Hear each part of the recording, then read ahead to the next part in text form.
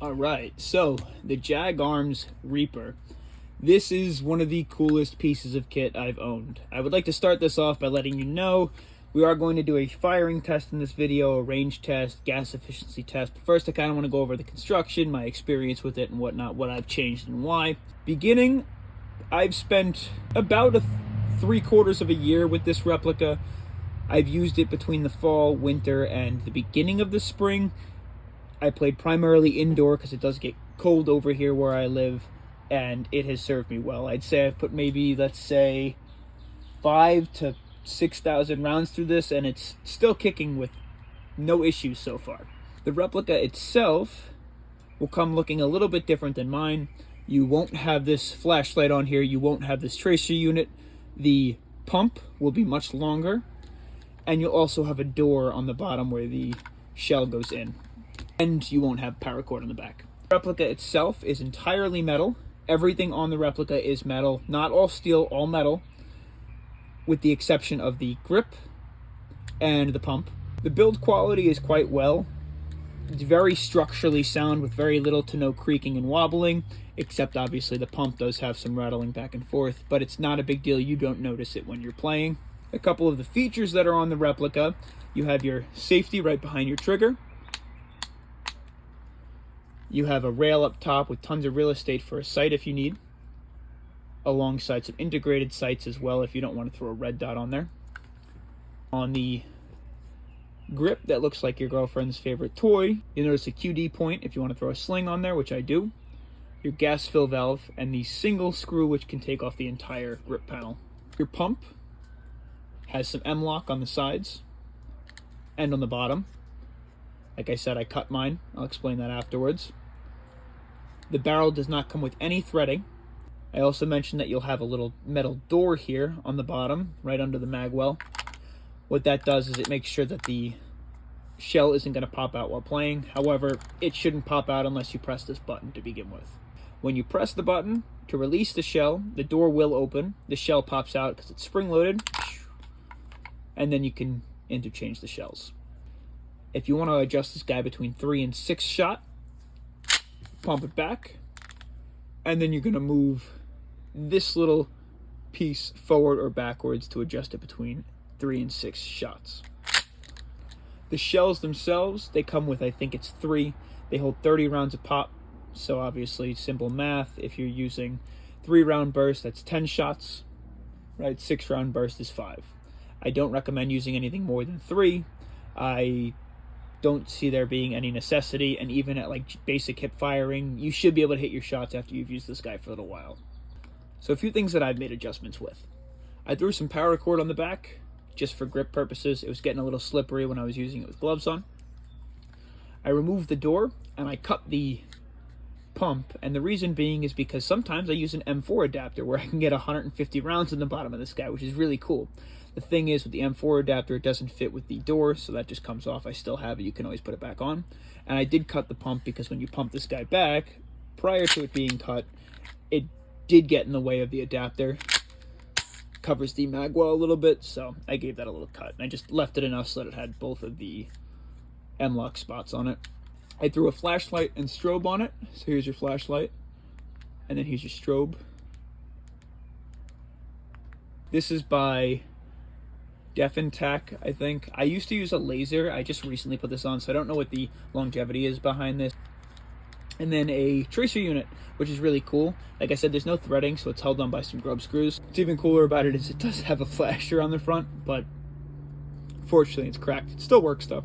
So I guess now we hit the range. I'm sorry, one more thing. They do have a bunch of different replicas. They have ones that have a full built out stock on them, and some ones that have more of like a vertical style grip on them and whatnot. The only differences that I'm under the impression is the either gas efficiency, because some hold more gas, or the replica's lack of durability or reliability, because obviously with larger gas reservoirs or the ways the gas reservoirs are put on by whether it be a M4 tube or something, they have more seals that need to be sealed off, and sometimes the O-rings go crappy and whatnot, or maybe when you drop them there's more leverage on parts breaking. I'll throw some pictures of the ones that you can purchase out up there. I just got this guy because CQB wise it's the most compact replica, and it's easy for movement. So there's 2 tests I'd like to perform with the Jag Arms Reaper. The first one being a range test, and the second being the gas efficiency test. We'll be using .25s and propane, because if you're not using propane, you're wasting your money. Green gas is way inefficient for the amount that you're paying for it. Now to start off, we'll do the 3 rounds, and then we'll do the 6 rounds and see what the range test difference is between both. We've got a full gas fill, starting off with 3 rounds at around 25 feet. All 3 made contact. We're about 40 feet out now. All 3 made contact. That's 65, 70 feet out now. 2 made contact, 1 flew off to the right. Now we're at an easy 100 feet. You can see that target all the way down in the distance. 2 of them actually made contact. All 3 missed. 2 made contact. 1 made contact. Let's go try it on 6 round. So like I said, we're gonna change this bad boy into 6 round, and we're gonna refill the gas. Now let's test the range. All right, 25 feet. All contact. Backing it up to that same 40 feet. All 6 made contact. See that pigeon just come in? All right, so the same 75 feet-ish. 3 made contact.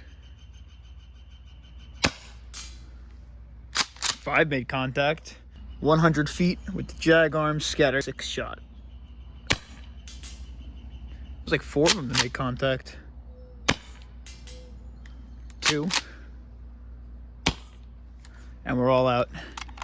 For the gas efficiency test, there's a fly. For the gas efficiency test, we're only going to use 3 round. The reason being is 6 round will not change gas efficiency at all. The same amount of gas goes through each shot. It's just going to usually achieve less range on the 6 round because, like I said, the same gas is going through. It's just carrying more rounds. So we're only going to use the 3 round, and we'll see how many shots we can get through on the 3 round with 1 gas fill.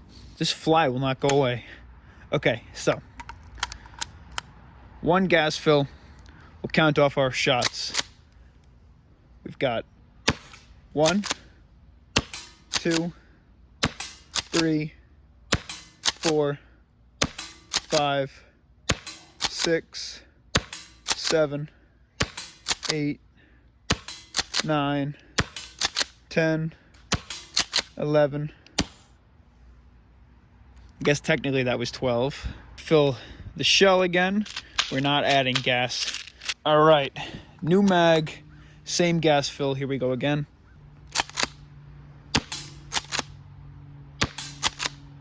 Again, these are back to back.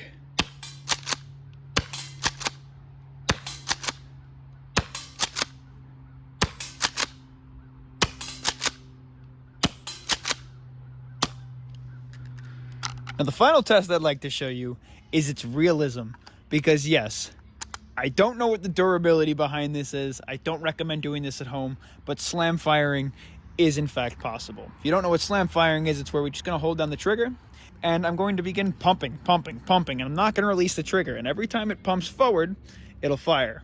Take a look.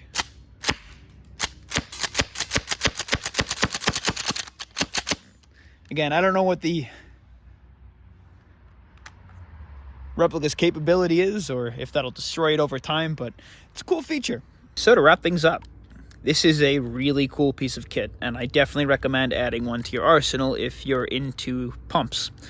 The one thing that I wanted to mention is the controversy between purchasing this guy from Jag or the Tokyo Marui breachers. I have seen that the breacher is less gas efficient on, I forget what YouTube channel it was, but this guy did a fantastic review. It was like a 15-20 minute review on both of them, and he compared both. It was really good.